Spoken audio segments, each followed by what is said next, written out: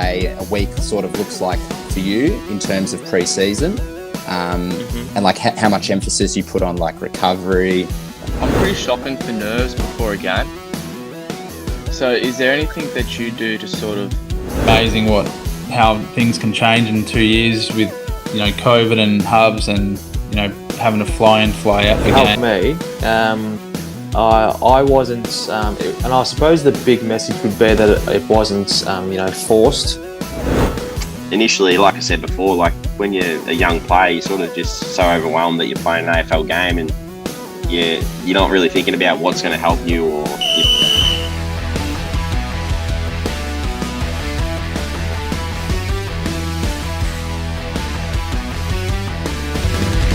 Know like what a week, or if you can like just like tell me like what day by day a week sort of looks like for you in terms of pre-season, and like how much emphasis you put on like recovery and all that. Yep. Yeah. So firstly, I'd say like well done for getting through this much rehab, because that's it's impressive and it's challenging. It's important to note. So appreciate it. Keep up the good work there. But yeah, so a standard sort of pre-season week, I suppose, for me at the football club, sort of like a full-time schedule, Monday to Friday and weekends off, just for a bit of context. So we would usually do Monday, Wednesday, Friday as our main running training sessions, and then leg weights on those same days, Monday, Wednesday, Friday. Wednesday would probably be a bit more cruisy and just mainly get 2 sessions in, and then Tuesday, Thursday for like upper body, and then with a bunch of skills and speed.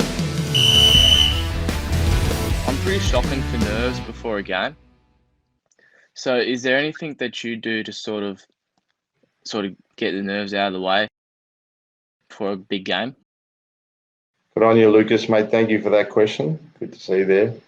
I don't know, man. Like my brother always said it too when it comes to big occasion. I was always there and producing my best. Even as a junior athlete, every time I went to Vic Champs or National Champs, I always somehow produced my personal best at those times. I think I thrived on the big occasion. In terms of nervous, probably the most nervous I ever was the grand final, AFL grand final, where I felt like almost like I just had no energy walking into that ground at MCG. Luckily, I had a good mate, Ange Christou, who was a larrikin. He was the complete opposite of me. He had to be like free, and so he didn't want to overthink about the game. I had to be there. I had to visualise the game. I had to make sure that this mind was spot on. And then I remember just having a bit of a kick and a bit of a laugh with him. And as soon as I started to laugh or whatever, I just relaxed that little bit more. So don't ever put pressure. Whatever the outcome is, it is. And if you put too much pressure on yourself, you usually, the game's really hard. But if you go there and say, mate, I'm just going to tackle, I'm going to chase, I'm going to hit him hard, and you do all those little things, the rest of it unfolds. And if it's not your day, it's not your day. Amazing how things can change in 2 years with, COVID and hubs and, having to fly in, fly out for games. And, I've just sort of had to accept that, I don't need everything to be perfect or have to nail the same thing every time before a game to play a good game. Yep. So I've been really flexible.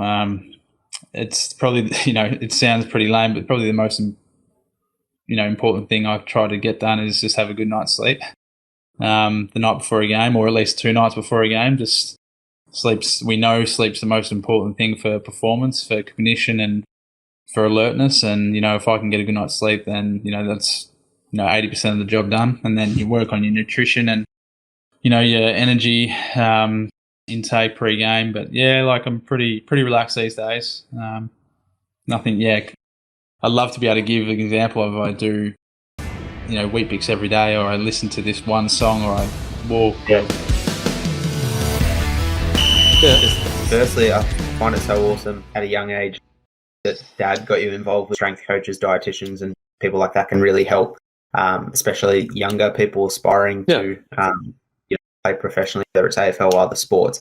How beneficial do you think that was for you, essentially starting your career and that next step towards getting drafted? And is it something you'd recommend for a lot of sort of younger athletes? I feel like it definitely helped me. I wasn't, and I suppose the big message would be that it wasn't, forced. that's probably the big message here, that it wasn't forced. Like it was mentioned, would you like, to maybe see a dietitian or that can maybe help? I was absolutely, yep.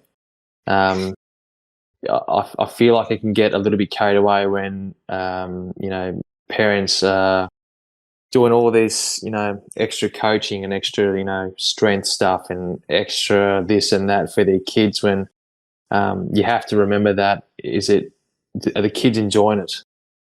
There's no point, having all these gizmos and gadgets and having the best teachers in sport of coaching and that, if they're not enjoying it, then it becomes a waste of time. But for me personally, I thought it was great, because it's in an untouched, almost unfamiliar territory as far as, well, what does this mean?